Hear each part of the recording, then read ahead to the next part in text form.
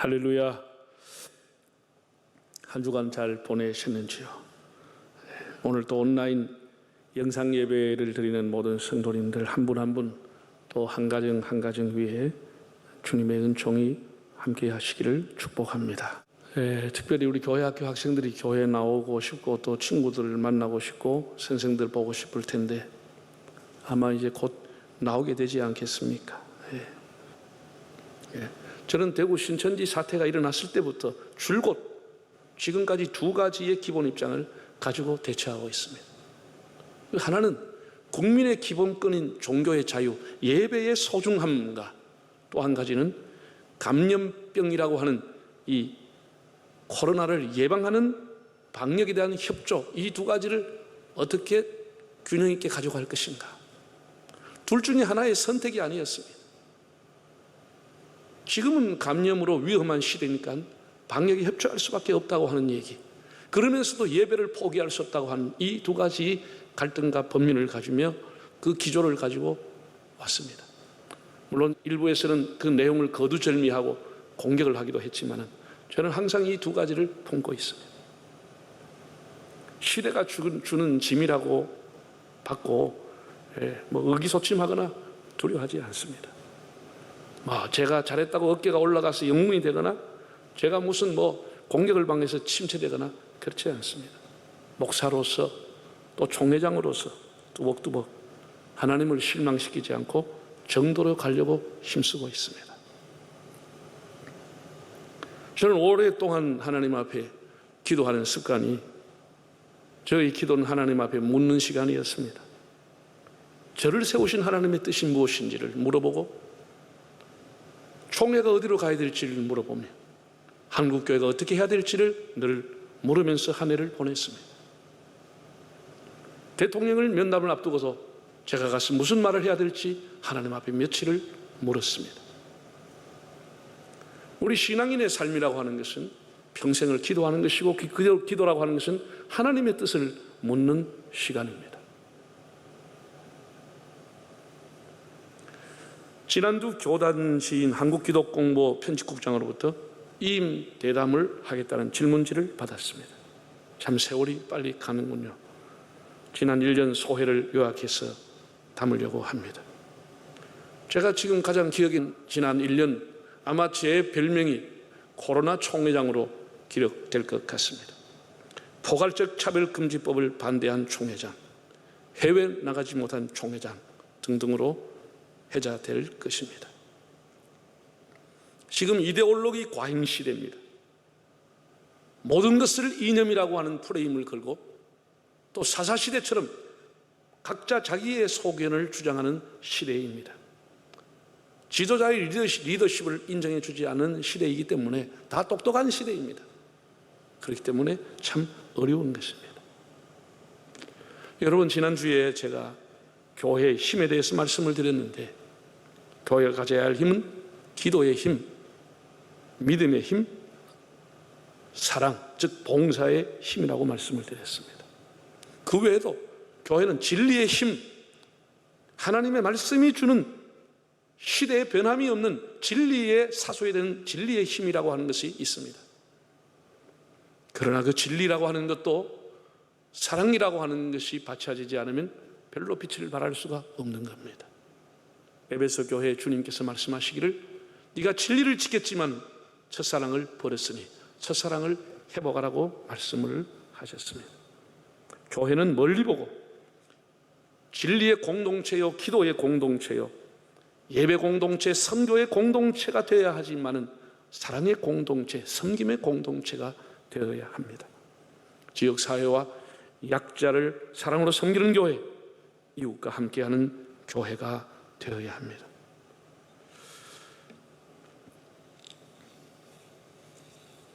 오늘 널리 암송되는 시편 23편, 다윗의 목가의 시라고 불려지는 이 말씀을 통해서 은혜를 받고자 합니다. 첫 번째로 시편 23편이 가장 마음에 깊이 와닿는 이유는 인간에 대한 정의가 있다 하는 것입니다. 철학자들의 인간은 정의를 보면은 소크라테스, 아리스토텔레스 같은 사람은 인간은 사회적인 동물이다, 이성적인 동물이다. 인간은 한마디로 지성을 가지고 있고 탐구할 수 있는 존재라고 정의를 했습니다. 데카르트 같은 사람은 인간됨은 생각에 있다고 그랬습니다. 감성까지 포함하는 생각, 파스칼도 생각하는 갈대라고 그랬습니다. 여러 가지 인간에 대한 철학자들의 정의가 있는데 시편 23편의 다윗은 인간의 정의를 이렇게 내렸습니다. 한번 1절을 보겠습니다. 읽어볼까요? 여호와는 나의 목자시니 내게 부족함이 없으리로다. 정말 보석과 같은 신앙 고백입니다. 여기에 인간의 정의가 있다고 하는 사실, 놀라운 겁니다. 인간이 뭐냐라고 하는 것에 대해서 다윗은 하나님이 목자라고 고백했습니다. 그 말의 의미는 인간은 양이라는 뜻입니다. 어떤 양이지요? 방황하는 양, 길 잃은 양, 두려워하는 양, 목자가 없으면 살 수 없는 양, 잔을 채워주시는 목자가 없이는 늘 부족하고 목마른 양, 이것이 인간의 실존이고 인간의 정의라고 하는 사실을 다윗을 통해서 보게 됩니다. 그것이 다 나의 모습입니다. 이사야 53장에 우리는 다 양 같아서 그릇 행하여 각기 제 길로 갔거늘. 이렇게 다 길 잃고 오염되고 방황하고 범죄하기 쉬운 양이 우리의 모습이라고 하는 사실입니다. 이게 우리의 실존입니다. 우린 양이라고 하는 것이죠. 복음이라는 게 뭡니까? 목자가 계신다는 것입니다. 지팡이와 막대기를 우리를 안위하시고 지켜주시는 선한 목자가 있다고 하는 것. 우리의 필요를 푸른 초장으로 공급해 주시는 선한 목자가 있다고 하는 것이 복음이라고 하는 사실입니다. 내 인생의 셰퍼드, 내 인생의 세이프가드가 나의 삶을 부족함이 없이 인도하여 주신다는 겁니다. 하나님을 목자로 삼은 양의 고백입니다. 안전함, 자족함, 감사함, 마르지 않은 샘, 끝까지 자기를 책임져 주시는 임마누엘의 은총, 이런 것을 다윗은 시편 23편을 통해서 고백을 했습니다. 사람이란 존재가 뭐냐? 하나님 앞에 양이라고 하는 것입니다. 두 번째 얘기 보면 자유가 주는 행복이 있습니다. 일제시대가 왜 고통이었습니까? 자유가 없었다는 겁니다. 드러나면 다 뺏길까봐 감추어야 하고, 살기 위해서 거짓말해야 되고, 조석으로 말이 다르고 괴로운 일이지만 살기 위해서. 왜? 자유가 없어서. 해방의 축복은 자유를 얻었다고 하는 것입니다. 그래서 광복이라고 우리가 말하는 것이죠. 다시 빛을 찾았다, 다시 자유를 얻었다는 기쁨입니다. 그러나 정치적인 자유를 준다고 해결이 됩니까? 해방 후 나라가 얼마나 혼란에 빠졌습니까? 그 자유가 남의 행복을 깨뜨리고 남에게 해를 준다고 하면 그 자유는 법으로서 제재를 가할 수밖에 없는 겁니다. 자유에는 책임이 따를 때 서로가 행복하게 됩니다. 하나님이 우리에게 주시고자 한 자유는 이 죄로부터의 자유, 영적인 자유함입니다.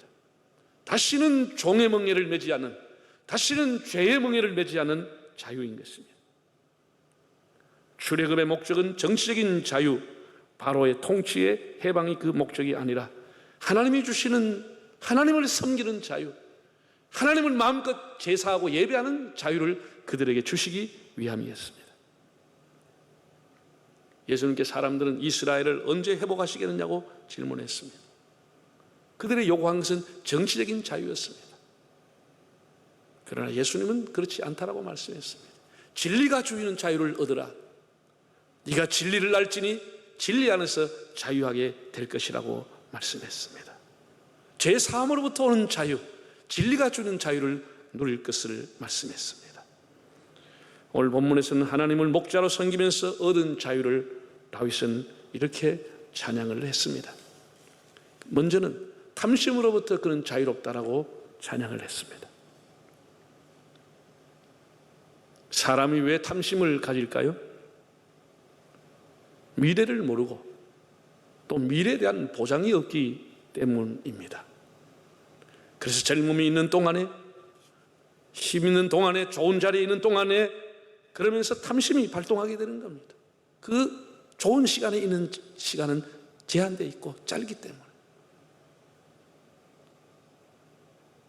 그 탐심이 결국은 죄를 짓게 하는 겁니다. 목마르고 부족하고 모자라고 없다고 생각하니까 자꾸 탐욕이 일어나게 되는 겁니다. 자족하지 않는 겁니다. 여러분, 새해가 되면 사람들이 높은 산이나 바다가 있는 곳으로 가서 구름같이 모입니다. 우리나라 새해가 얼마나 춥습니까? 왜요? 새해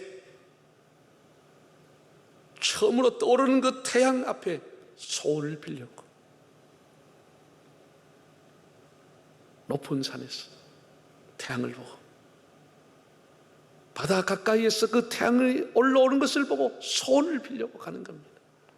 정월 대보름달 떠오른 그 큰 달을 보고 소원을 빌렸고 사람들이 모이는 겁니다. 다윗은 정동진에도 울릉도 성상봉에도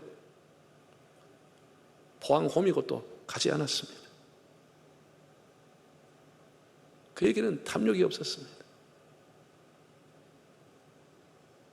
하나님 때문에 부족함이 없는 삶을 살았습니다. 영어 성경을 보면 I shall not want, 나는 더 이상의 소원이 없습니다. 하나님이 목자이기 때문에. 너무나 놀라운 신앙 고백입니다. 하나님이 내 인생의 목자이기 때문에 나는 더 이상의 소원이 없다라는 거예요. 이것이 세상의 욕망으로부터 주는 자유라고 하는 것입니다. 주석가들은 다윗이 언제 이 시를 지었을까? 대다수의 시편 주석가들은 다윗이 압살롬의 난을 피해서 도망갈 때, 피난 갈 때 지은 시가 시편 23편이라고 했습니다. 한가할 때, 여유 있을 때 아니라는 것입니다. 다 잃어버리고 그 좋은 자리 다 내놓고 내일이 어떻게 될지 모르는 그 정처 없이 피난의 길을 떠나면서 더 이상의 소원이 없다고 고백했던 다윗의 이 시는 하나님이 내 인생의 목자이기 때문에 나는 더 이상의 소원은 없습니다 라고 했다고 합니다. 너무나 놀랍습니다. 제이슨 레만이라고 하는 14살의 소년이 쓴 시가 있습니다. 찰스 스윈돌이 자족함이라고 하는 설교에서 이 소년의 시를 이렇게 인용을 했습니다. 이 시는 present tense, 현재 시제라는 뜻을 가지고 있는 제목인데 시간 관계상 제가 좀 요약된 부분을 읽어드리겠습니다. 이 소년이 쓴 겁니다. 14살. 봄의 계절, 나는 여름을 기다렸네. 따뜻한 햇살과 시원한 들녘을. 여름 계절, 나는 가을을 기다렸네. 그 신선한 차가움을. 가을의 계절, 나는 겨울을 기다렸네. 아름다운 흰농가 휴가를.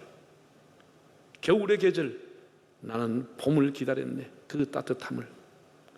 어린이의 계절, 성인됨을 기다렸네. 그 자유함을 얻기 위하여. 20대의 계절, 30대를 기다렸네. 그 성숙함을. 그러나 중년의 계절, 나는 이제 20대를 동경했네. 그 자유함을. 은퇴의 계절, 나는 중년의 때를 동경했네. 한계에 도전하던 그때를. 그 마지막 연에는 나는 결코 나의 원함을 얻지 못했네 라고 되어 있습니다. 여러분, 이 시가 주는 게 뭡니까? 허전함입니다. 허탈함. 그때 그 시절에 자유함이 없습니다. 자족함이 없습니다. 감사가 없습니다. 그때는 늘 부족하고 다른 것을 기다리고 다른 것을 목말라하고 다른 것을 애따 할 뿐 그 자족이라고 하는 게 없습니다. 그리고 결국은 나이가 어렸을 때는 나이가 많은 것을 동경하다가 나이가 많을 때는 다시 그 젊음을 동경하는 아쉬움으로 끝나버리는 것이죠. 그때마다 주는 자족과 감사가 없었다고 하는 거예요.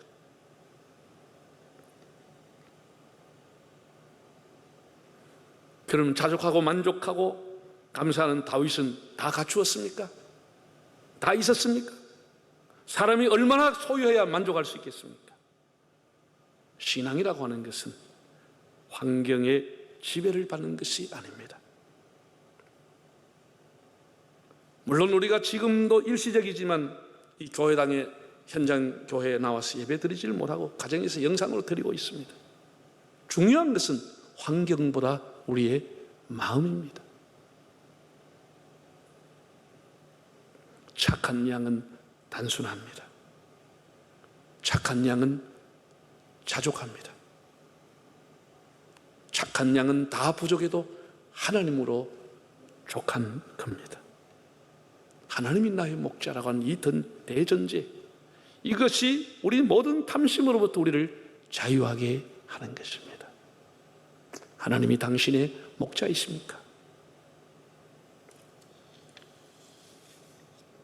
그 다음 다윗은 두려움과 공포로부터 자유함을 찬양했습니다. 1930년대 미국의 경제적 대공황이 왔을 때 루즈벨트 대통령이 국민들에게 한 명연설이 남아 있습니다. 국민 여러분, 이 순간 우리가 정말 두려워할 것이 있다면 그것은 두려움 한 가지뿐입니다. 두려움 외에는 두려워할 것이 없습니다 고 했다는 겁니다. 코로나19 참 두렵습니다. 이 작은 바이러스가 온 세계를 다 마비시키고 스탑시켰습니다. 정말 이전에 이렇게 두려운 병이 있었나 할 정도로 지금 다 사람 만나기가 두렵고, 제가 늘 회의하고 1년을 보냈지만 회의하는 것도 두렵습니다. 옆에 사람이 오는 것도 두렵습니다. 기차를 늘 타고 다니지만 기차를 타는 것도, 지하철을 타는 것도 두려운 일입니다. 음식점 안 갈 수 없고 또 카페도 가고 하지만 늘 두려운 것입니다. 일시적이지만 온 영업자를 문을 다 닫게 했습니다. 심지어 국회를 문을 닫게 하고 국경선을 폐쇄시키기도 하고 학교와 학원도 다 문을 닫게 하는 것입니다.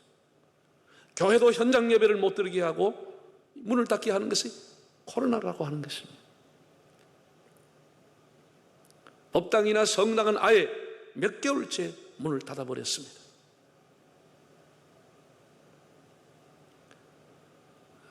이 두렵다고 하는 게 사람이 일생을 떠나지 않습니다. 여러분, 이 두려운 사람의 심리를 가장 잘 이용하는 사업이 뭐죠? 보험이라고 하는 겁니다. 보험. 제가 보기에는 보험은 쇠하지도 않고 망하지도 않을 겁니다.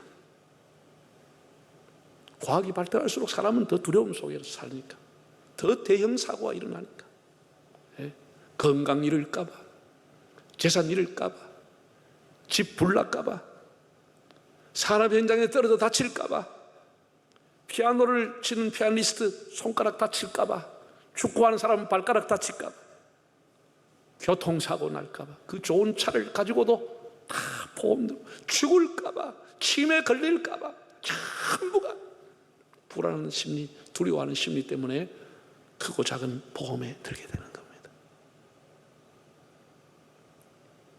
우리 인생길에 끝까지 동행하는 게 뭐냐? 두려움과 공포라고 하는 것이 끝까지 우리를 따라가는 겁니다. 다윗은 본문 4절에서 이렇게 고백을 했습니다. 한번 읽어보실까요? 4절. 내가 사망의 음침한 골짜기로 다닐지라도 해를 두려워하지 않을 것은 주께서 나와 함께 하심이라. 주의 지팡이와 막대기가 나를 안위하시나이다. 참 놀라운 일입니다. 그가 피난길로 다니고 사방이 저기고 사방이 울거리며 짐승의 소리가 들리고, 그럼에도 사망의 골짜기를 지나도 내가 두려워하지 않습니다. 하나님 나와 함께 있기 때문입니다.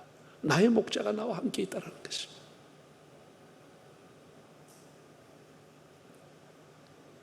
히브리어로 사망의 음침한 골짜기를 찰 마베트 가이라고 마벳이라고 하는 단어를 쓰는데, 찰 마베트라고 하는 것은 죽음의 그림자, 죽음의 그늘이라는 뜻을 갖고 있고, 가이라고 하는 것은 골짜기, 협곡, 계곡을 의미합니다. 사망의 음침한 계곡, 협곡, 사망의 그림자가 드리워지는 그 골짜기를 지날 때도 나는 두려워하지 않습니다. 여러분, 우리가 사람이 살다 보면은 진짜 언뜻 죽음의 그림자가 지나갈 때가 있습니다. 공연히 눈 감고 있으면 죽음이라는 단어가 얼쩡얼쩡 눈앞에 가릴 때가 있습니다. 죽음의 공포가 지나가는 거죠. 다윗은 그 인생에서 큰 죽음의 골짜기, 큰 사망의 협곡을 여러 번 지났습니다. 골리앗이라고 하는 죽음의 골짜기가 자기를 덮쳤습니다. 사울이라고 하는 사람이 엄청난 권력을 가지고 죽음의 공포로 자기를 몰아갔습니다. 가드왕 아기스 앞에서도 죽음이라고 하는 공포가 그를 드리웠습니다. 그 아들 압살롬이 난을 일으켜 피난 갈 때도 죽음이라고 하는 협곡을 지나게 됐습니다. 그의 인생에 수많은 죽음의 그림 지나갔지만 그는 두려워하지 않았다. 나의 목자 하나님이 나와 함께 있기 때문이다. 할렐루야. 얼마나 놀랍습니까? 사업을 하는 사람, 사업이 흥하느냐 망하느냐, 그 죽음의 골짜기를 지나가는 것입니다. 목회하는 사람이 그냥 될 것처럼 보이지만 교회를 목회하는 것도 이 교회를 떠나야 되느냐, 있어야 되느냐, 목회를 그만둬야 되느냐 하는 죽음의 골짜기를 지날 때도 한두 번이 아닙니다. 다 좋은 날만 있는 게 아닙니다.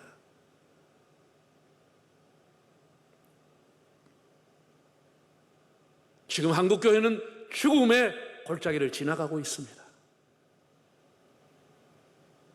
우리 하나님 앞에 기도하며 하나님의 긍휼을 구하며 하나님이 Save God, 이 사방의 우겨 쌓임 속에서도 하나님이 우리를 지켜주셔야만 가능한 것입니다.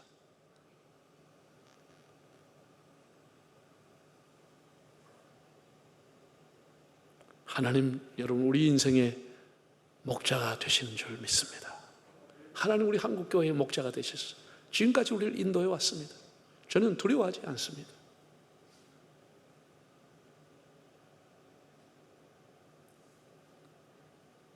사랑하는 여러분, 여러분의 기도로 또 후원과 관심으로 이제 저는 총회장의 임기를 달려갈 길을 다 달려가고 있습니다. 우리 장로님들과 온 성도들이 기도와 사랑으로 격려해 주신 것에 대해서 감사드리고, 우리 부목사님들이 제가 없는 자리를 채워주셔서 감사합니다. 모든 것이 전대미문이지만 나의 목자, 여러분의 목자, 전능하신 하나님이 우리와 함께해 주셨습니다. 저는 두려워하지 않고 끝까지 제게 주어진 책무를 힘과 정성을 다해서 감당하려고 합니다. 끝까지 여러분이 기도해 주셔서 온라인 총회를 잘 알 수 있게 해 주시고, 또 이왕이면은 이제 한 끼라도 금식하고 기도해 주시면 더욱 고맙겠습니다. 우리의 나그네 길, 순례의 길을 가는 우리 인생길의 최고의 축복은 하나님이 우리와 함께 하신다. 하나님이 내 인생의 목자가 되신다는 사실입니다. 하나님은 언제나 우리를 선한 길로 인도해 주었습니다. 인생이라는 것은 대단한 것이 아닙니다. 하나님 앞에 양으로 평생을 살아가는 것입니다. 그 품에 만족하고 그가 주시는 진리 안에서 자유함을 누리고, 그래서 욕망으로부터의 자유, 두려움과 공포로부터의 자유가 여러분의 삶에 넘치시고, 그래서 날마다 설레이는 새 아침을 맞이하는 삶이 되시기를 바랍니다.